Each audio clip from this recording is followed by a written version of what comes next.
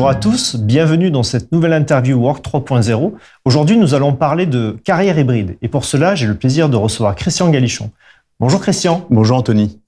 Alors Christian, tu es directeur des achats du groupe LVMH et en même temps, tu es aussi le créateur du cabinet Pharos. Donc c'est en ça que c'est intéressant de te recevoir aujourd'hui. Tu vas pouvoir nous parler de parcours hybride.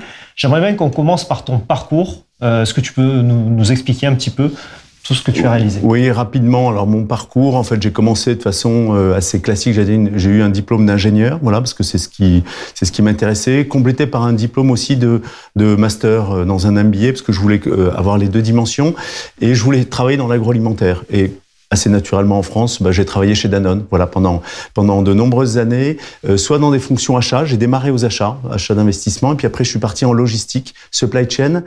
Et j'insiste juste sur ce point-là parce que ça éclairera aussi mon parcours actuel. J'ai souhaité faire ça parce qu'en fait je souhaitais faire du management. Je souhaitais voilà, avoir des équipes à gérer, ce qu'on n'a pas beaucoup au début aux achats parce que les équipes sont plutôt petites. En logistique, c'est rapidement 30, 40, 50 personnes. Bien sûr. Voilà. Et donc c'est ce qui m'a intéressé. Donc au bout de 2 ans, Danone m'a permis de partir en logistique, donc voilà, sur une plateforme logistique où le métier, pour faire simple, des manutentionnaires, c'est j'ai 3 tonnes de yaourt à préparer durant la journée dans un environnement à 4 degrés. Voilà, c'est ça mon métier. Et donc comment est-ce que je motive mes collaborateurs, ce qu'on appelle manutentionnaires, à faire leur métier. Donc voilà, donc j'ai fait ça et je suis resté 17 ans chez Danone. J'ai fini chez Danone dans une fonction achat, à nouveau, en coordination au niveau du groupe. Puis j'ai basculé dans un univers complètement différent, beaucoup plus industrie lourde, parce que je suis allé chez Vallourec, voilà, où j'ai passé 5 ans pour construire une fonction achat un petit peu plus centrale. Puis j'ai eu une opportunité d'aller dans un autre univers, qui est l'univers du luxe chez LVMH, voilà, dans lequel je suis depuis 11 ans. Et j'ai construit là aussi, un petit peu comme je l'avais fait chez Vallourec, une fonction achat de coordination avec l'ensemble de nos maisons, l'ensemble des maisons du groupe LVMH. D'accord. Voilà. Et donc aujourd'hui, en fait, le aujourd'hui remonte à il y a quelques mois maintenant. Il y a eu un parcours avant que je pourrais redétailler, mais j'ai créé en parallèle un cabinet, voilà, qui s'appelle le cabinet Pharos, comme le phare en grec. Voilà. Et donc je vais pouvoir développer une activité autour du coaching et du développement personnel, plus précisément pour les gens qui connaissent de la Gestalt thérapie. Voilà, donc c'est 2 activités que je propose dans le cadre de ce cabinet. Alors justement, pour ceux qui ne connaîtraient pas la Gestalt thérapie, est-ce que tu peux nous le définir? Alors la Gestalt thérapie, pour faire simple, en fait, tout le monde sait qu'il y a eu Freud au début de la psychothérapie et de ces sujets-là, qui a vraiment démarré toute une réflexion. Et en fait, il a eu un certain nombre de personnes autour de lui qui étaient ses condisciples et qui, à un moment donné, n'ont pas été forcément en ligne avec la façon dont Freud voyait les choses. Et donc, qui ont développé leur propre thérapie.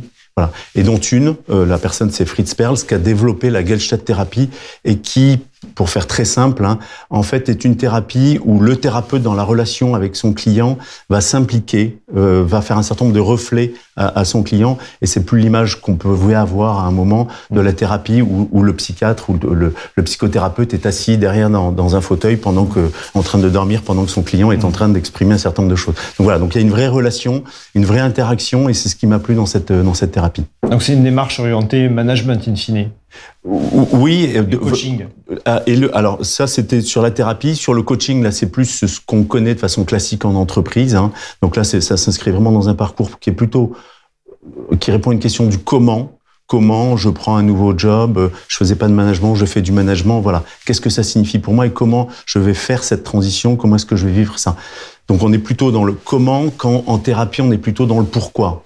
Aujourd'hui, je sais pas, je suis mal à l'aise, je suis pas heureux, il y a des trucs qui me plaisent pas. Pourquoi? Et donc, on vient plutôt analyser ces éléments-là. C'est, pour faire simple, les 2 différences majeures entre thérapie et coaching. D'accord. Donc, une activité quand même assez différente du métier de directeur des achats.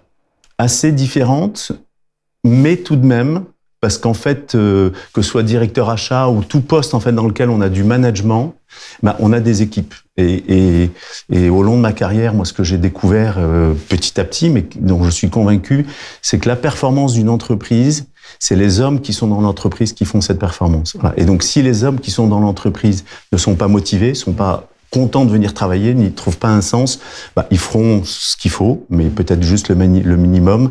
Donc voilà. Et donc, en tant que manager, et ça Alors je sais qu'actuellement il y a pas mal de débats autour est-ce que c'est le bon terme ou pas, mais il y a quelque chose à faire et le manager doit motiver ses équipes. Donc je ne vais pas dire que j'utilise soit la thérapie soit le coaching, mais malgré tout ça peut m'aider à certains moments. Il y a un trait d'union. Oui. Alors, moi, ce qui m'intéressait en effet, Christian, dans ton parcours, c'est le fait qu'un directeur des achats comme toi, dans un groupe aussi emblématique que LVMH, lance son activité en parallèle, ce qui sort un peu du chemin un peu balisé qu'on peut connaître du salariat et en particulier sur des cadres dirigeants comme toi. Est-ce que tu peux nous dire justement comment tu as pu bâtir ce projet et les différentes étapes qui t'ont mené à le présenter à ton employeur, hein, oui. Et à pouvoir se mettre d'accord sur le fait de pouvoir lancer cette activité en parallèle? Alors le processus a été assez long quand même parce qu'en fait, il y a déjà plus de 20 ans, je m'intéressais à ces sujets-là. Je lisais des livres sur l'intelligence émotionnelle, je pense à un livre qui est toujours en tête de rayon à la Fnac, qui est Cessez d'être gentil, soyez vrai. Enfin voilà. Donc tous ces sujets-là m'ont toujours intéressé. Et puis après, les circonstances de la vie ont fait qu'il y a à peu près 7 ans, j'ai décidé de suivre une formation de Gelchat thérapeute, voilà. Mais qui en fait n'impactait pas du tout mon salariat, mon métier, parce qu'en fait je faisais ça le week-end ou pendant mes vacances. Voilà, donc j'ai fait ça pendant 5 ans. Et puis une fois cette formation suivie, faite, validée, je me suis dit bon, c'est très bien, mais on est plutôt dans un cadre, je vais utiliser des termes, on est plutôt dans du B2C, c'est-à-dire que c'est des personnes individuelles que je peux accompagner dans ce cadre-là. Et connaissant bien le monde de l'entreprise, je me suis dit, le coaching est très présent ou de plus en plus présent quand même en entreprise. On recommande parfois à ses collaborateurs de suivre du coaching. Je me suis dit, je ne connais pas, je ne sais pas quelle est la différence entre les deux. Je vais suivre une formation de coaching. Donc ça, j'ai fait ça il y a à peu près 1 an et demi, 2 ans. Voilà. Et donc j'ai suivi cette formation pour bien distinguer les deux approches qui sont très différentes. Donc suite à ça, j'ai fini ma formation il y a 1 an et demi à peu près. Et donc, je me suis dit, maintenant, voilà, comment changer de braquet, comment aller plus vite. Donc, je me suis tourné, vers mon management et vers la RH en disant, voilà, j'ai ces compétences-là, j'aimerais les mettre en œuvre un petit peu plus. Qu'est-ce que je peux faire? Donc, il y a eu un temps de maturation. Voilà, pour que ce soit compris, voilà, et puis qu'on voit dans quelles conditions ça pouvait se mettre en œuvre. Voilà, donc il y a eu cette période-là, et donc en début d'année, on s'est mis d'accord donc avec LVMH en l'occurrence, pour que je puisse avoir l'avenant qui convenait dans mon contrat, pour pouvoir créer une activité rémunérée, non concurrente évidemment de celle de LVMH.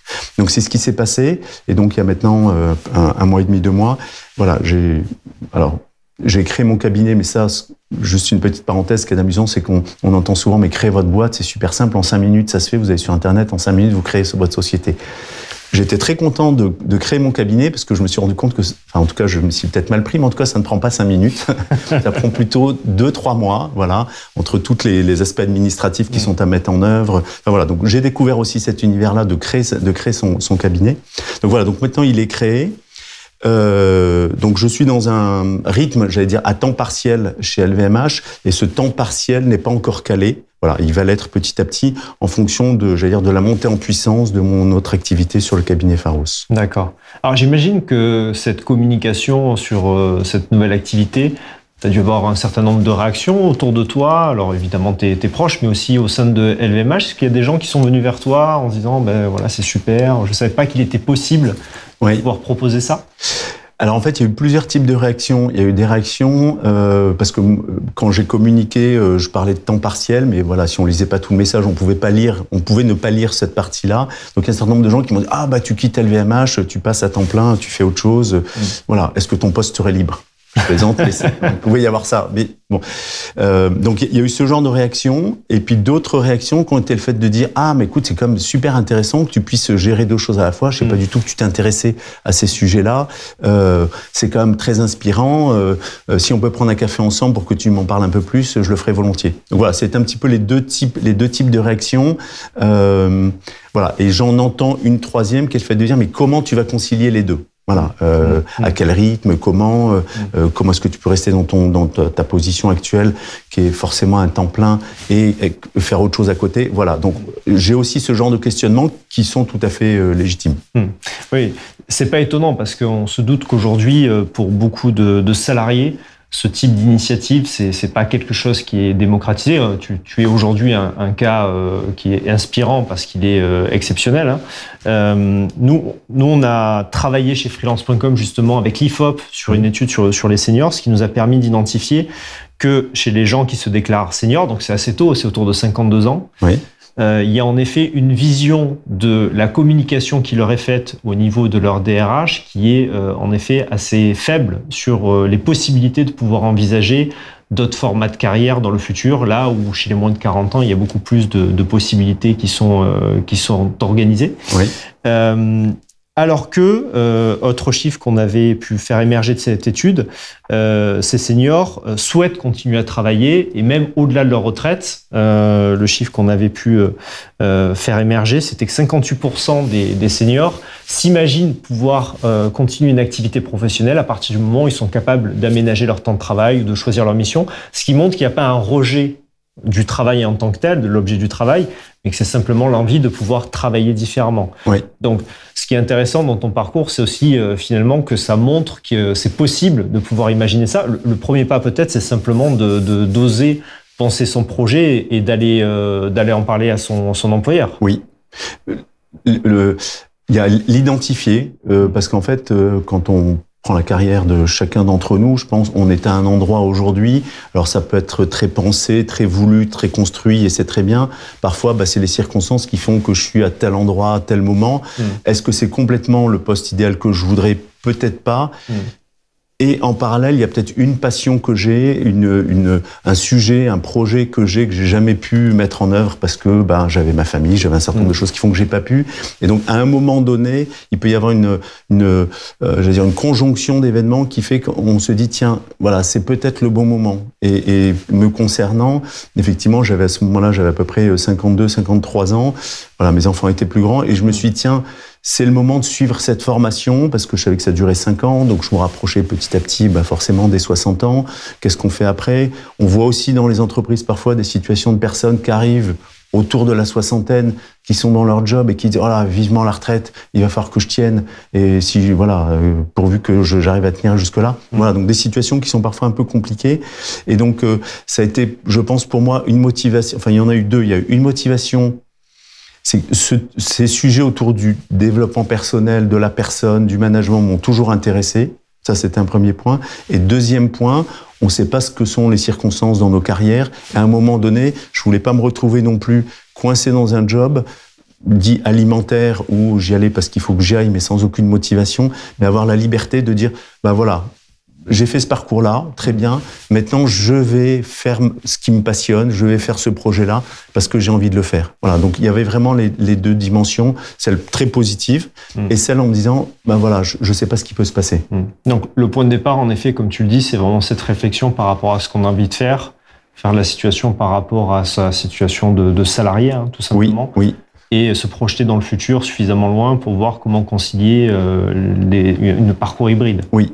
Et c'est pour ça que quand j'ai mis ce petit post sur LinkedIn, j'ai parlé de troisième vie. Oui. Parce que pour moi, on a une première vie qui est un peu notre vie jusqu'à plus ou moins 25 ans, une période d'études. Bon, voilà, qui se passe.